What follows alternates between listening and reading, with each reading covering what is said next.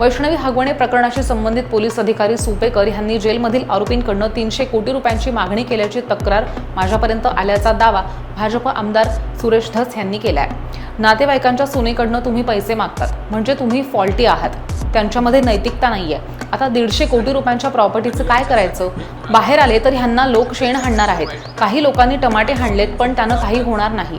हे बाहेर आल्यानंतर ह्यांना कवट मारले पाहिजे असं सुद्धा धस म्हणाले। हे म्हणजे पोलीस याच्यामध्ये आयजी या पोस्ट पर्यंत आयजी पोस्टवर असलेला माणूस रोख 1 लाख रुपये घेतो चेकद्वारे आणि 50,000 रुपयाचा मोबाईल का काय घेतो सप्रेम भेट, याच्यापेक्षा दुर्दैव कोणता आहे?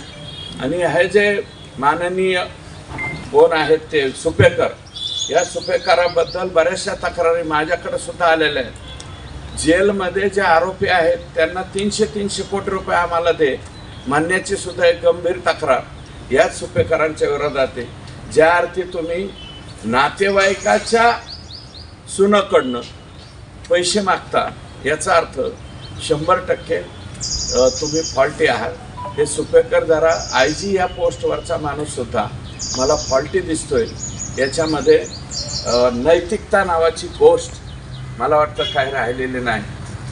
नैतिकता खूप खाली ढासळत चालली, त्याचं हे उत्तम उदाहरण। अरे 150 कोटीची प्रॉपर्टी आता काय जाळायचं का पेटवायचं तिला? आता कोण खाणार आहेत? आणि बाहेर आले तरी ह्यांना शेणच हाणणार आहेत लोक। आणि मला तर वाटतं हे किती वर्षाने असे लोक बाहेर येऊ। समाजाने शेण आणि रेंदाण ती संघर्ष ठेवायला पाहिजे। तिथं ह्याचा शेण ते उद्धव ठाकरे साहेबाच्या का पार्टीच्या का कोणीतरी लोकांनी घरावर जाऊन शेण आणलं तिथं बाया माणसं। भारतीय जनता पार्टीच्या आणि शिवसेनेच्या एकनाथ शिंदे साहेबांनी यांनी तंबाटे हाणले। नुसते तंबाटे हाणून नाही जमले पाहिजे, यांना आहे ना मोठमोठ्याने कवटं हाणायला पाहिजे।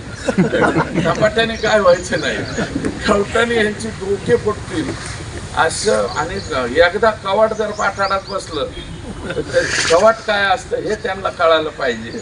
मला असं वाटतं भविष्यामध्ये कुणी नाही केलं तर आपल्या आष्टी मतदारसंघाने तयारी ठेवावी।